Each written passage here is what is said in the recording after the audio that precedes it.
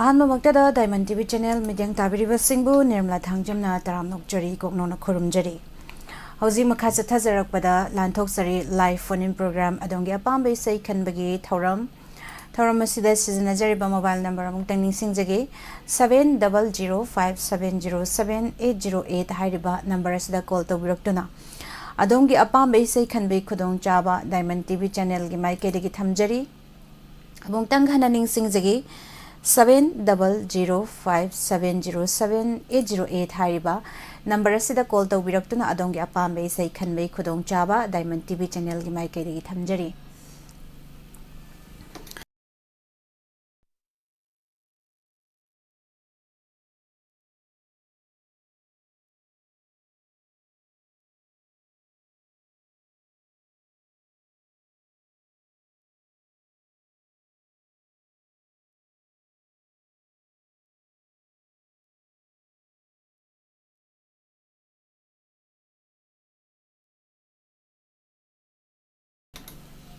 Ma'am पुनमक तराम नौचरी ngasi live दा लेबिरिबा पुनमक इकाई खुमनबा उच्चरी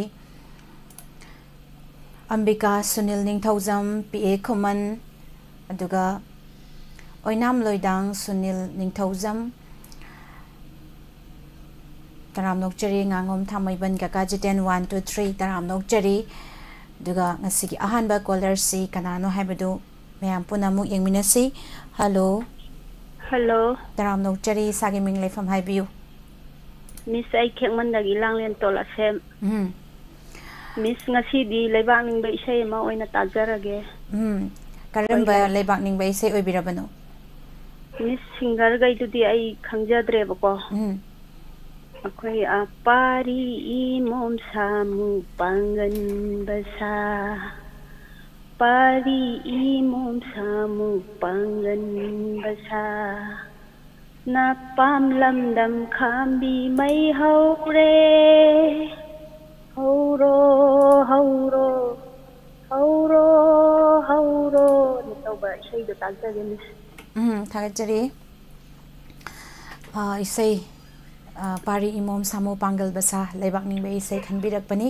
खुदोल तमजगे दो इसे से कना कना तामिनगदबनो हाइबियु इसे मिसका लोइना लाइव चाटा हुजी लेबिरिबा खोई डायमंड टीवी गी सिली नाव मयाम पुनमक तामिनजरगे मिस थागजरी इसे खुदोल तमजगे मयाम पुन तामिनसी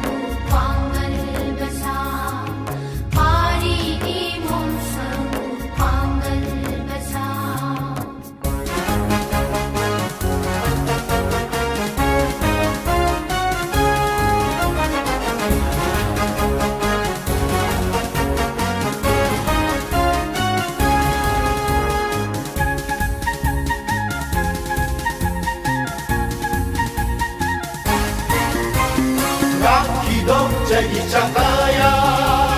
napananggang musiba ngakidong sa Isakaya napananggang musiba soy kiba yen na bataya yen para soy bagum soy kiba yen na bataya yen para soy bagum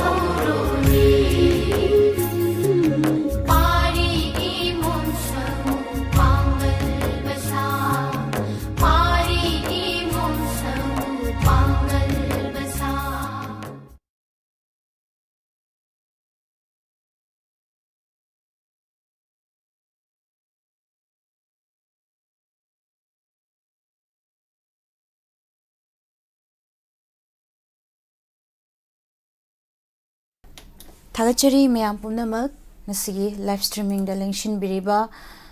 Punamak, Thagat Pafongdok Seri, Ima Ibem Pisak, Joya, Kelvilaishram, Ima Ibem Hal, Nene Mimcha, Sagol Sem, Taramnok Jari, Victoria, Tom, Julie Saha, it's a Langlandon Asem, PK Helps, Taramnok Jari, Moirang Tim, Sanatumba, Ima Saki Yumnam, Taramnok Jari,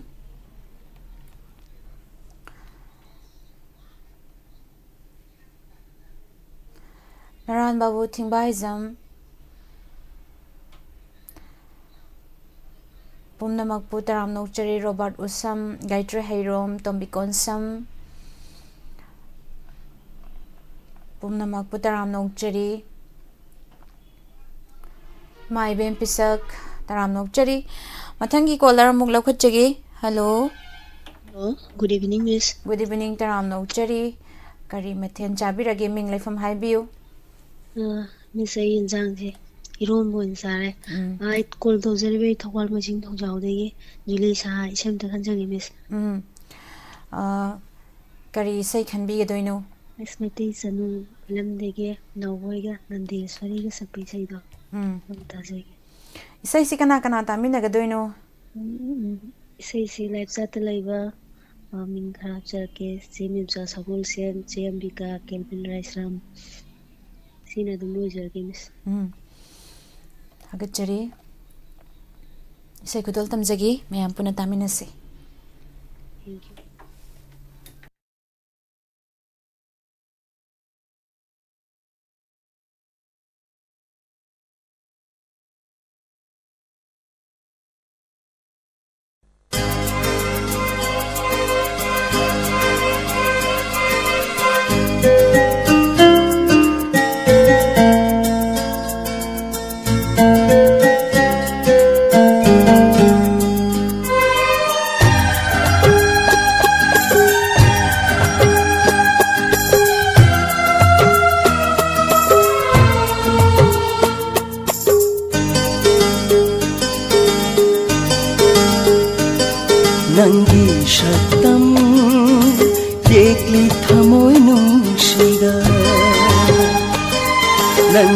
ꯁꯛꯇꯝ ꯌꯦꯛꯂꯤ ꯊꯃꯣꯏ ꯅꯨꯡꯁꯤꯗ ꯅꯪꯒꯤ ꯋꯥꯈꯜꯗꯅꯤ ꯂꯦꯜꯂꯤꯕ ꯑꯩꯅ ꯀꯥꯎꯕ ꯉꯝꯂꯣꯏꯌꯦ ꯅꯪꯕꯨ ꯄꯨꯟꯁꯤꯁꯤꯒꯤ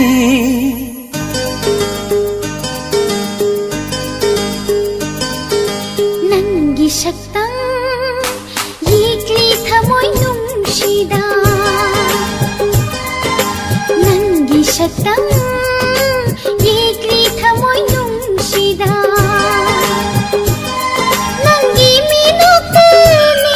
ꯉꯥꯎꯔꯤꯕ ꯑꯩꯅ ꯀꯥꯎꯕ ꯉꯝꯂꯣꯏꯌꯦ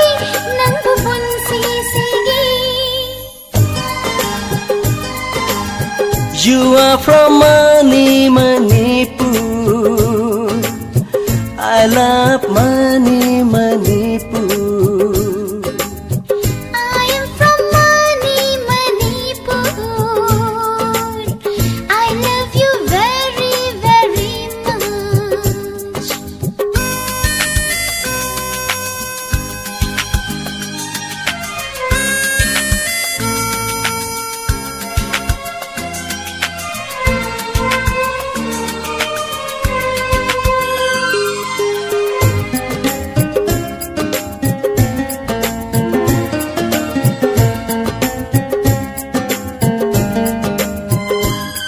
ꯑꯩꯒꯤ ꯅꯨꯡꯁꯤꯕꯗꯤ ꯂꯦꯡꯗꯅ ꯂꯩꯒꯅꯤ ꯇꯝꯈ꯭ꯔꯁꯨ ꯅꯪꯅ ꯏꯅꯥꯛꯇꯒꯤ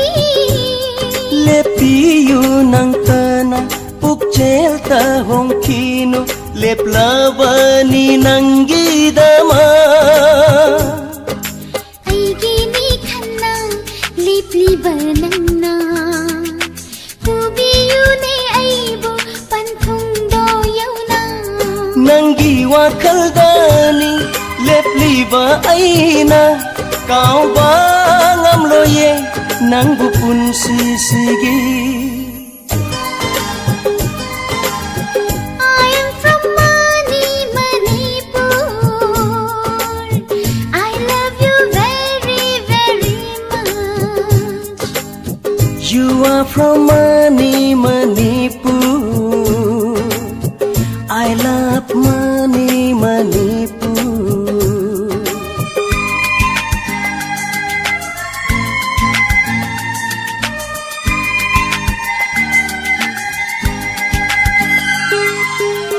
La la la la la la la la la. La la la la la la la la. Shatlage wa shakse hongla roi khong khom se nong lei kaya laktu na shu ꯑꯩꯒꯤ ꯅꯨꯡꯁꯤꯕꯗ ꯉꯥꯎꯔꯕ ꯅꯍꯥꯛꯄꯨ ꯑꯉꯥꯎꯕꯅꯤ ꯍꯥꯏꯅꯔꯦ ꯃꯤꯌꯥꯝꯅ kallaba nangi nungshigi mayaina punkrabale punni nangi aigi ꯅꯪꯒꯤ ꯃꯤꯅꯣꯛꯇꯅꯤ ꯉꯥꯎꯔꯤꯕ ꯑꯩꯅ ꯀꯥꯎꯕ ꯉꯝꯂꯣꯏꯌꯦ ꯅꯪꯕꯨ ꯄꯨꯟꯁꯤꯁꯤꯒꯤ nangi shaktam yekli thamoi nungshida nangi shaktam yekli thamoi nungshida nangi wakaldani leliba aina kauba ngamloye nangbu punsisigi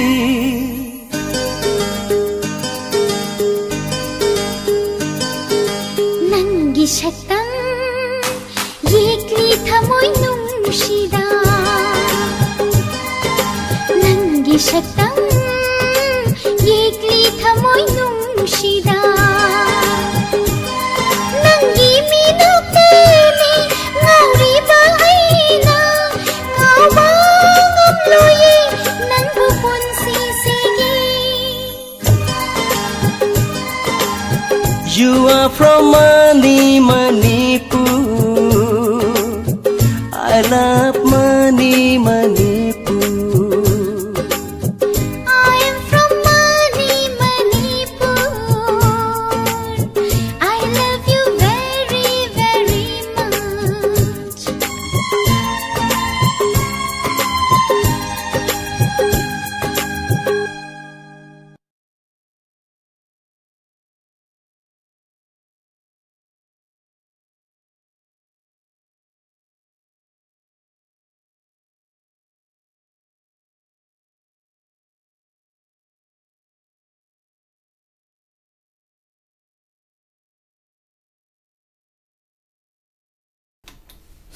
Thagachari mayam pumnamak ngasigi live telengsin biragliba ibung hemba guru mayom Zemsa Sonia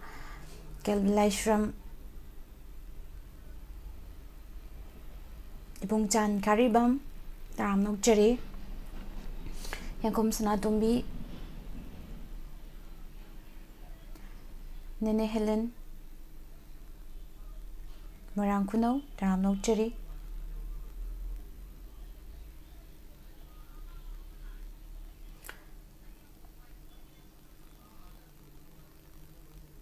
Thokchom Ahongbi Iche Thokchom Ahongbi Tazare Sagi Uzadavne MD Said Khan Taram Nokchari Masakiyum Nam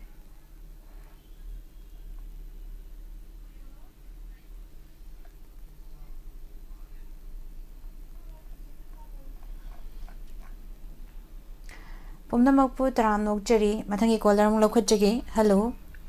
hello isan bu aham de sai kunjari ari gume am bisu sai kunjari Taram pon Nokchari tau jarai se mungkem common kawana mana pun kai ni ibung ningthem kari matel chabi khargi ngasi si sa ko thong karam bai sai khanbi doino khiji mayam kisan pas de bising di yam bane do maning di lo ba khanje de ro khiji ne ba ng ba ha ga ni linjer tha ba mai chei ni ne to bi shi do adum thang sa se adoi sai se kana kana tamina ga dabano haibiu khoi pun na mati dum aman tv je pe khoi pun na mati wo ga ni na khoi da man tv da ri ma ya abi ba ma ya go dum tan na je Thagachari bung isai kodol tamjagi mayam puna taminasi sagat se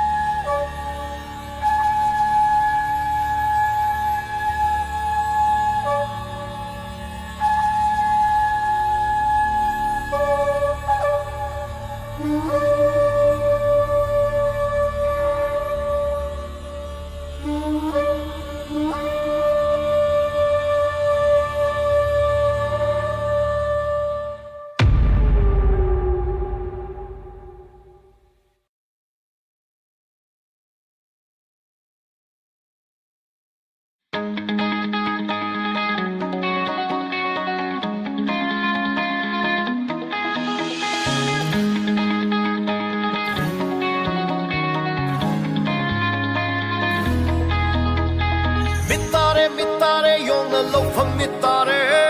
minam le nung shi chawa minam le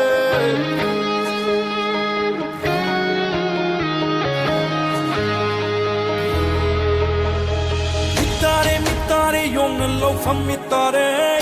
minam le nung shi chawa minam le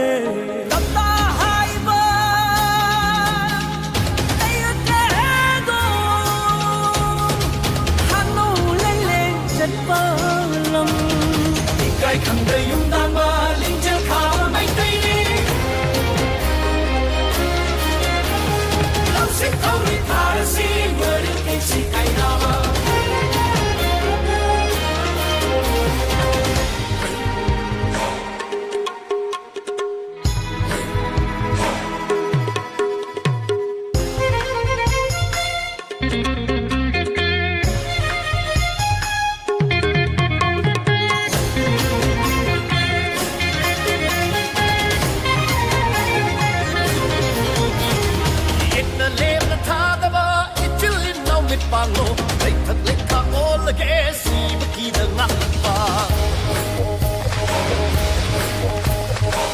na lem na tha da ba ki chil ki nau mit bang lo lei thak lei kha on lage shui ba ki da ngak lak pa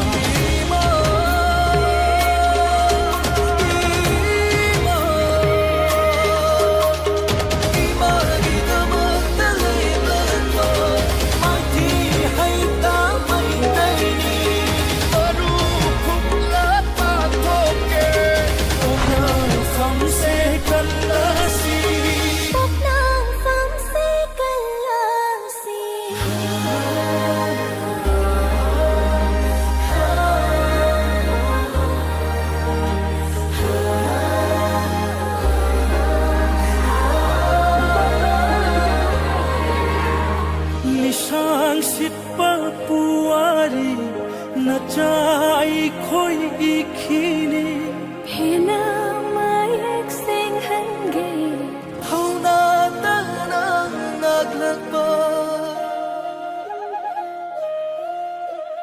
Nisang sitpa puari na chai khoi na ikhini Hena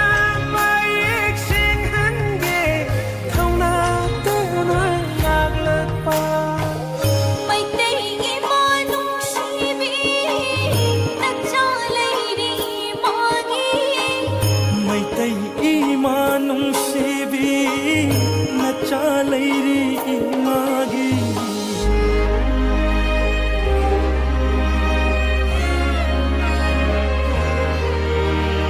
Mana mai kai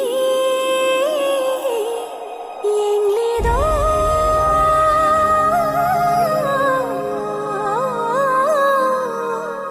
không phân chết và biết cha là ngắm mi na tâm linh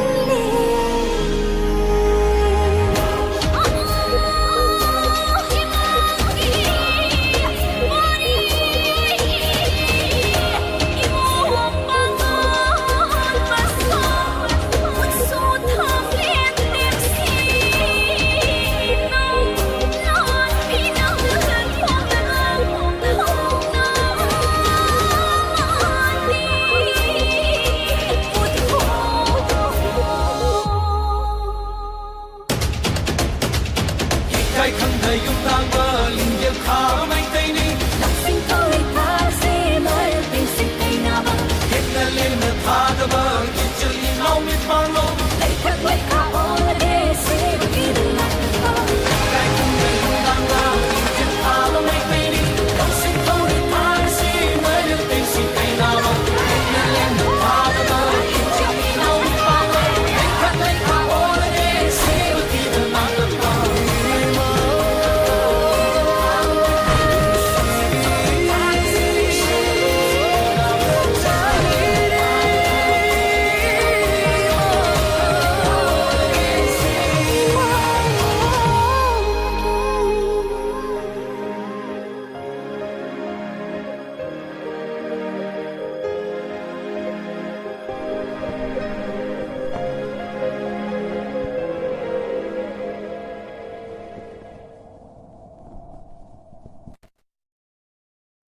Thachari mayam pumnamak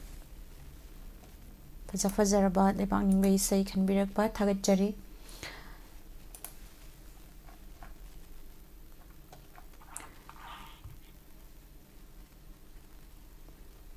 haksang nungai tabrai tan ida nama yadiko kaisa taude Pramananda Kwanthozam Taram Nokchari Ibung Gilbert Radha Thoibi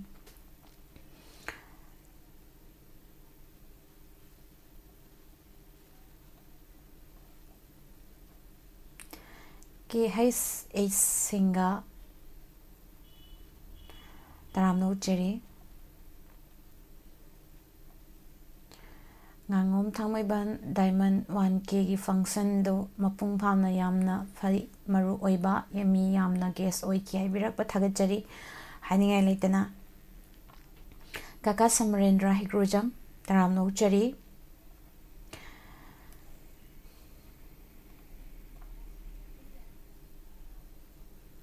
MD Sai Khan isai adum saksarake leibak ningba isai matam isai dagi adum laukhatjaraga saksarake Thagachari mayam Tangbirakpa live ta Ibung Gilbert Miss Marak Marak isai fajaba ama khudol tambiu call tawbudi isa nungaite BP wanglade amuk pharak tani hai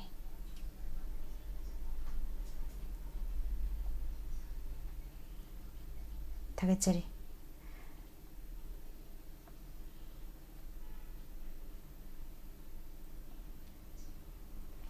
Ibung Chan Khari Bambasu Taram Nokchari Matangi call ama lokhatjage matung tarakpada ishay ama mukudol tamjagi. Hello. Hello, good. Taram nokjari sagi minglay fam haibiyo. Misay awal dagi sumananda ko. Ibong sumananda taram nokjari. Kari mathil chabi khargi ngasi. Sa si kobi thongwa na chan. Karamba isay khanbi doino. Mis film na hen nungsi haba song ambal tawi haba. Singer na mina sakwa du se kali. Hoy, ado isay se kana tamin na gadoino. Kaya nambol dagi wanam loy tang. MD Saitan. Kaya yung haba palen te somola. Isalam bika. Rapibi. Nang chat for mga awal dagi ulia. Lasat tali pa. Punan tamna naman. Ando di isay se kudol tamjarage. Thank you, miss. Tamin na si. Kaka Samarendra Hegrizam ngasi mom na banasak pangayram gaina nang bumapok lang ama tawdo mati amata sakpiro hay kaka aisu isai se sakke na dikhal mene du kaka na haibirak paga chap chana khre thagat chari haibirak pagi damak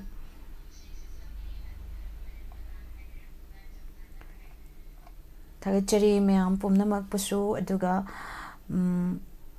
isai khudol tamjage mayam puna taminasi.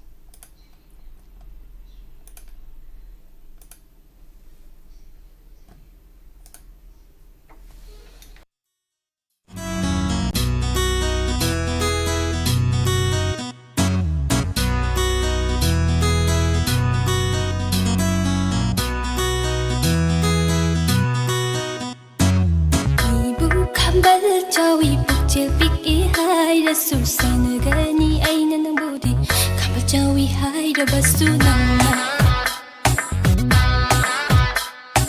ibu kamal chawi picture pick e hai da su sana gani aina nang budi kamba chawi hai da su nang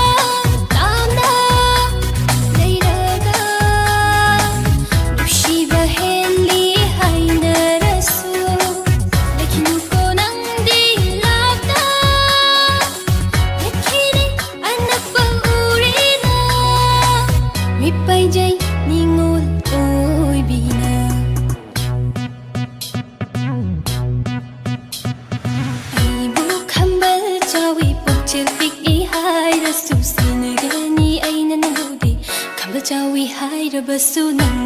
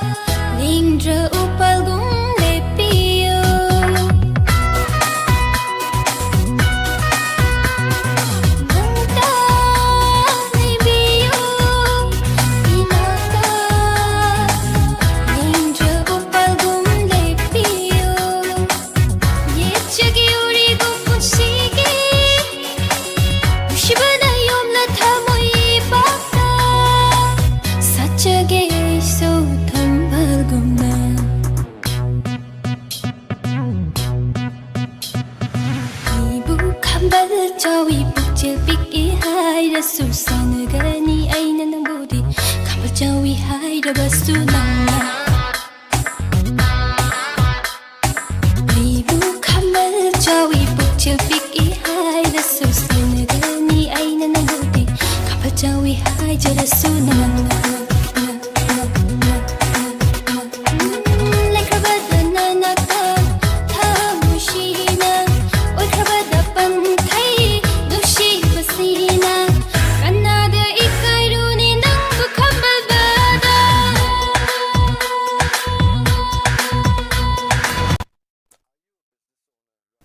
ꯊꯥꯒꯠꯆꯔꯤ ꯃꯌꯥꯝ ꯄꯨꯝꯅꯃꯛ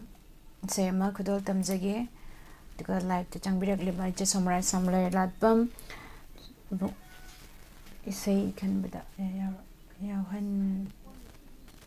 ꯊꯥꯒꯠꯆꯔꯤ ꯑꯗꯨꯒ ꯀꯠꯂꯒꯦ ꯇꯔꯄꯟ ꯍꯥꯏꯔꯤꯕ ꯏꯁꯩꯁꯤꯁꯨ ꯑꯔꯣꯏꯕꯗ ꯁꯛꯄꯤꯌꯨꯅ ꯍꯥꯏꯕꯤꯔꯛꯏ ꯍꯣꯏ ꯁꯛꯆꯒꯦ ꯑꯗꯨꯒ ꯀꯀꯥ ꯁꯃꯔꯦꯟꯗ꯭ꯔꯅ ꯍꯥꯏꯕꯤꯔꯛꯈꯤꯕ ꯏꯁꯩ ꯉꯥꯏꯔꯝꯒꯦ ꯑꯩꯅ ꯅꯪꯕꯨ ꯃꯄꯣꯛ ꯂꯥꯡꯒꯣꯜ ꯑꯃꯗ ꯍꯥꯏꯔꯤꯕ ꯏꯁꯩꯁꯤ ꯈꯨꯗꯣꯜ ꯇꯝꯖꯒꯦ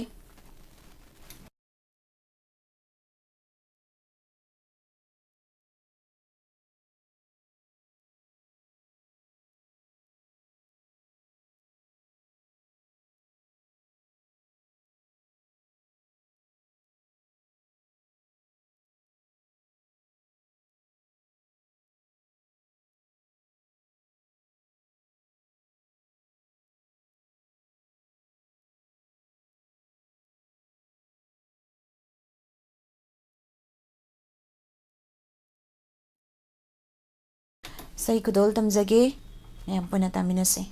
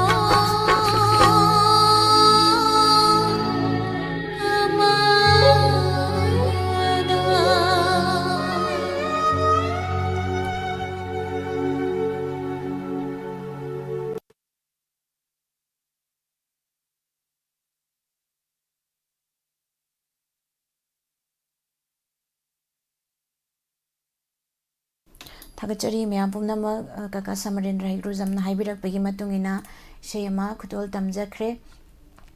Thagachari mayam pumnamakna thagatpirakpa Amarjit Don taram nokchari Topendro Nomaitem yamna ingna fajai very so sweet haibirakpa thagachari isai loina fajakhre thagachari haibirakpa ima ibemhal Nine Helen Marangkuno aduga Charobala Devi ibong Mr. Don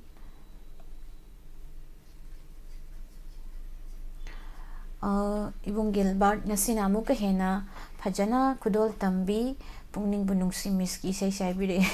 thagachari haibirakpa chawbi hijam taram nokchari Thagachari mayam pumnamakpu aroibada amuk kalage tarapan shaido amuk kudol tamjage pumnamakpu taram nokchari mathangi caller ama lokhachage hello taram nokchari isagi ming lefam habi I called the very Chicago party, think the Bulaka is going to have from Shem to Tajik over. Karamba isai can be doino ibung gobin She can attach it because Tashi that have a live club with the who don't know when it's a could be so that's a terrible means a terrible Tamoda with the Tajik door. Isai Saganakana Taminagani habi. Say, President TV. Tabil wishing a Tajik to Messi say, moving in the victim and another when the video starts in Amadi because the tenant city and Bilba, China Krimapu, Nagago, as the book with you, Hannah, and as a person. Thagachari isai kudol tamjage mayam Thank you. taminase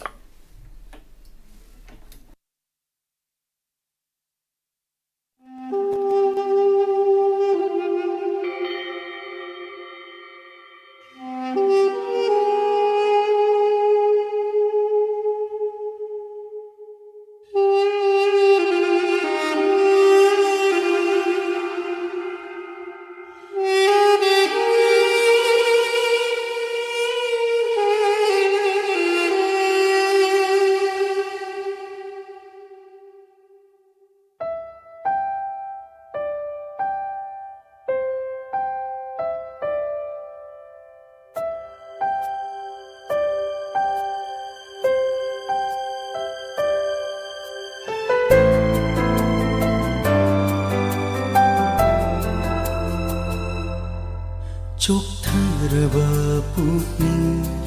son tharaba thamoy Chok tharaba pukning son tharaba thamoy Wajari do ngasi isun longi Asun thokani hana khangjaram laba Thamoy nunsi hai jaram loiko sintharano mitlu pirang nangsu kembinawa lairoi nang vidama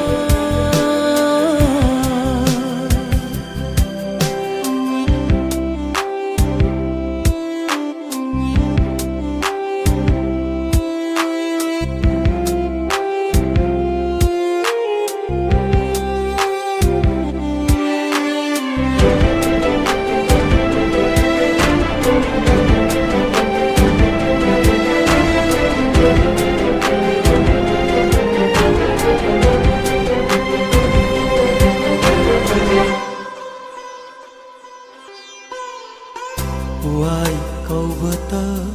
hairero kan kravani manaibu thadok tuna chakravatunda ho wai kau bata hairero kan kravani manaibu thadok tuna chakravatunda kayang ta soirava he wakhal puranu toplo awava pulundo sintharano mitlu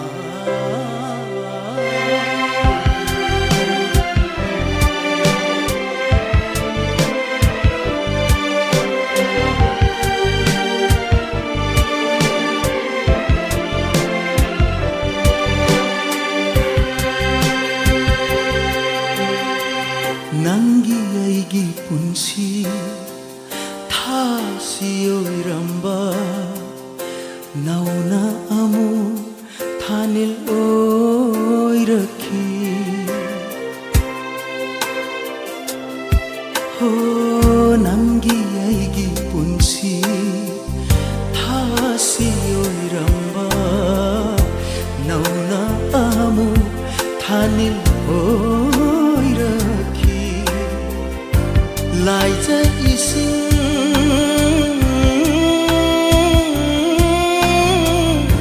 ꯂꯥꯏꯖ ꯏꯁꯤꯡ ꯀꯪꯂꯥ ꯄꯨꯈ꯭ꯔꯤꯗ ꯂꯦꯝꯂꯩꯉꯥꯅ ꯀꯌꯥꯝ ꯀꯨꯏꯅ ꯍꯤꯡꯅꯤ ꯊꯥꯒꯠꯆꯔꯤ ꯃꯌꯥꯝ ꯄꯨꯝꯅꯃꯛ ꯑꯁꯤꯒꯤ ꯑꯔꯣꯏꯕ call ꯑꯃ ꯂꯧꯈꯠꯆꯔꯒ ꯏꯁꯩ ꯑꯃ ꯁꯛꯆꯔꯒ ꯂꯣꯏꯁꯤꯟꯖꯒꯦ ꯏꯂꯨ ꯄꯨꯌꯥ ꯇꯔꯥꯝ ꯅꯣꯛꯆꯔꯤ ꯑꯃꯔꯖꯤꯠ ꯁ꯭ꯀꯥꯏ ꯇꯔꯥꯝ ꯅꯣꯛꯆꯔꯤ ꯑꯗꯨꯒ ꯑꯦꯝꯐꯦꯛ ꯁꯅꯥꯅ ꯏꯁꯩ ꯑꯃ ꯇꯥꯊꯣꯛꯁꯤ ꯍꯥꯏ ꯑꯔꯣꯏꯕꯗ ꯈꯨꯗꯣꯜ ꯇꯝꯖꯒꯦ ꯏꯁꯩ ꯃꯕꯦꯝ ꯀꯛꯆꯤꯡ ꯇꯔꯥꯝ ꯅꯣꯛꯆꯔꯤ ꯂꯤꯟꯊꯣꯏ ꯇꯔꯥꯝ ꯅꯣꯛꯆꯔꯤ ꯁꯤꯡꯒꯜ ꯂꯥꯏꯐ ꯁ꯭ꯇꯥꯏꯜ ꯔꯣꯛ ꯉꯁꯤꯗꯤ ꯎꯁꯣꯞꯀꯤ ꯆꯥꯛ ꯏꯟꯁꯥꯡ ꯆꯥꯔꯦ ꯊꯥꯒꯠꯆꯔꯤ ꯍꯥꯏꯕꯤꯔꯛꯄ ꯍꯪꯕꯤꯔꯛꯄꯒꯤꯗꯃꯛ ꯃꯊꯪꯒꯤ ꯀꯣꯂꯔ ꯂꯧꯈꯠꯆꯒꯦ ꯍꯜꯂꯣ ꯑꯔꯣꯏꯕ ꯍꯜꯂꯣ ꯇꯔꯥꯝ ꯅꯣꯛꯆꯔꯤ ꯏꯁꯥꯒꯤ ꯃꯤꯡ ꯂꯩꯐꯝ ꯍꯥꯏꯕꯤꯌꯨ ꯉꯁꯤ ꯂꯥꯏꯐꯝ ꯈꯨꯅꯧꯗꯒꯤ ꯑꯝꯕ ꯇꯔꯥꯝ ꯅꯣꯛꯆꯔꯤ ꯀꯨꯏꯔꯦ ꯊꯦꯡꯅꯈꯤꯗꯕ ꯀꯣꯜ ꯄꯥꯛ ꯇꯨꯡꯒ ꯀꯩꯅꯣ ꯐꯪꯗꯦ ꯍꯧꯖꯤꯛꯀꯥꯟꯗꯤ ꯃꯤ ꯌꯥꯝ ꯌꯥꯝꯕꯒ ꯑꯗꯣ ꯀꯔꯝꯕ ꯏꯁꯩ ꯈꯟꯕꯤꯗꯣꯏꯅꯣ ꯄꯨꯁꯄꯔꯥꯅꯤꯒ ꯉꯥꯟꯕ ꯂꯨꯋꯥꯡꯅ ꯁꯛꯄ ꯂꯩꯕꯤꯌꯨ ꯅꯪꯅ ꯑꯗꯨꯅ ꯇꯥꯖꯔꯒꯦ ꯏꯁꯩꯁꯦ ꯀꯅꯥ ꯀꯅꯥ ꯇꯥꯃꯤꯟꯅꯒꯗꯣꯏꯅꯣ ꯍꯥꯏꯕꯤꯌꯨ ꯂꯥꯞ ꯂꯩꯕ ꯈꯔ ꯍꯥꯞꯆꯔꯛꯀꯦ ꯍꯣꯏ ꯒꯤꯇꯥ ꯗꯦꯕꯤ ꯖꯣꯌꯥ ꯃꯦꯟ ꯁꯣꯔꯣꯕꯂꯥ ꯁ꯭ꯀꯥꯏ ꯔꯥꯙꯥ ꯊꯣꯏꯕꯤ ꯑꯦꯝꯗꯤ ꯁꯥꯍꯤꯕ ꯆꯦꯟꯇꯜ ꯁꯣꯅꯤꯌꯥ ꯀꯦꯜꯚꯤꯟ ꯏꯕꯨꯡ ꯒꯤꯜꯕꯔꯠ ꯊꯥꯒꯠꯆꯔꯤ ꯑꯔꯣꯏꯕ ꯀꯣꯂꯔꯅꯤ ꯈꯨꯗꯣꯜ ꯇꯝꯖꯒꯦ ꯃꯌꯥꯝ ꯄꯨꯟꯅ ꯇꯥꯃꯤꯟꯅꯁꯤ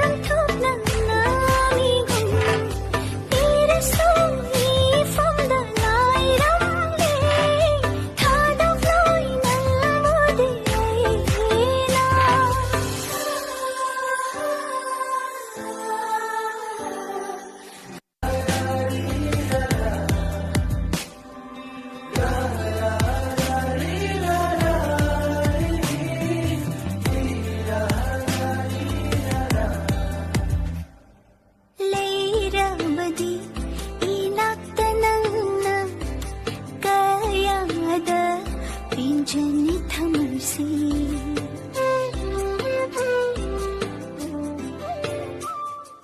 ꯂꯩꯔꯕꯗꯤ 이낙다 낭나 까야다 빈전이 항시 우다마다 너마다 나고 빠카제 단닉라 타모나 라이자고 신라 타와이시 까짜리 만자나 가다 Kujing paloy na napubiro-ibo Kung sila'y panpoloy tamnang Liplage ay iso Nanggi-oy na Laibiro Inatagimigong Biraso ifam dalayang len Kaduloy ng budi ay nangso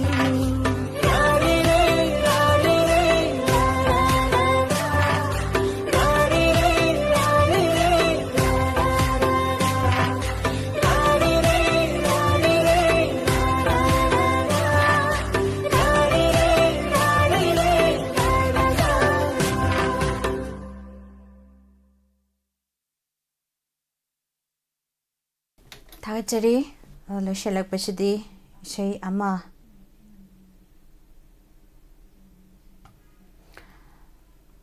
same खुदोल तमजगे लोशलकपदा ngasiगी live streaming दा लेबिरिबा पुमनमक पुसु तराम नोकचरी नौना चंगबिरगलिबा सिंगबसु तराम नोकचरी इबुंग रोबी तराम नोकचरी लोशलकपदा कटलगी तरपन सकपियोन HYBE इकिबा इचे Somla थागचरी same खुदोल तमजरगा लोशनजगे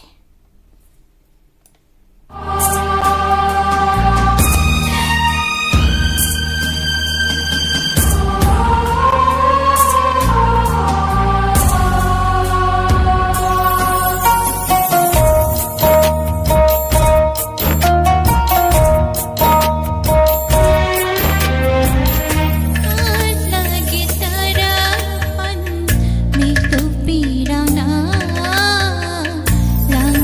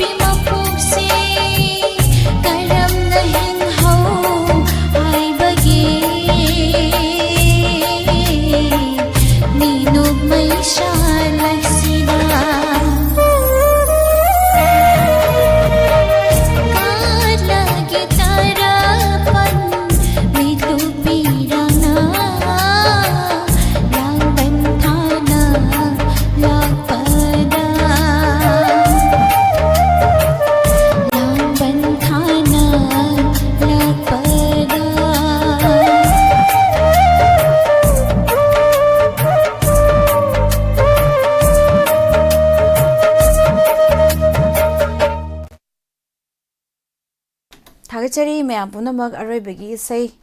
Katlage Tarapan Haiba Isay Sibu Sakpi and Hibirak Ba Thagachari Mayam Punamak Sigi Life the Library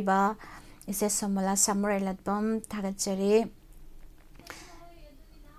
Limium Pabung Limium Gozen City Life doesn't think Nabi Thagachari Hibirak Thagachari Babung Wusu Aduga Sorokabam it's a Sumila Lema Miss Nirmala Wawa Hybrid Isekita Debi Thagachari Mayam Pumnamak Chisorobla Pumnamak na Thagat Pirak Bahininga Latana Diamond TV channel Amadi Agi side Gisu Mayambu Thagat Pa Fondok Sari Sky Isai Shakpi Bagi Haina Kari Oigani Kanbada Daga Mayam Pumnamak Ibung Chan Karibam Nene Helen Yum Kaibam Mayrang Kuno Thagachari Saisibu Yamna Nungaina Nushina Tabiramba Hybirapa Thagachari Mayam Pumnamak Nasi Hud Haubadagina Loiba Pauba Midang Tabiriba Pumnamak Nasigi Tauramasibu Mapung Pahan Biriba Pumnamak Pusu Amukahana Nirmala Tangjamna Kurumjari